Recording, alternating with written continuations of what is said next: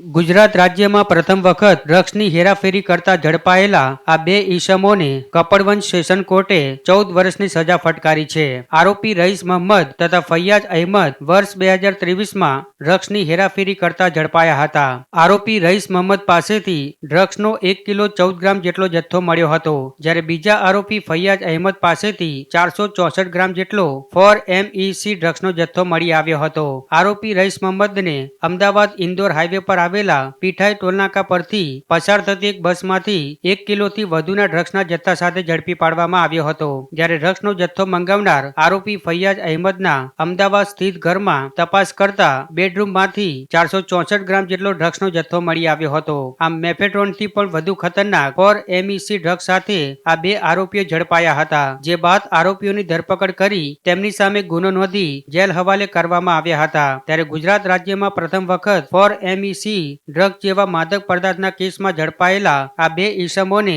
Kapadvanj session કોર્ટે 14 વર્ષની સજા ફટકારી ઐતિહાસિક ચુકાદો આપ્યો છે.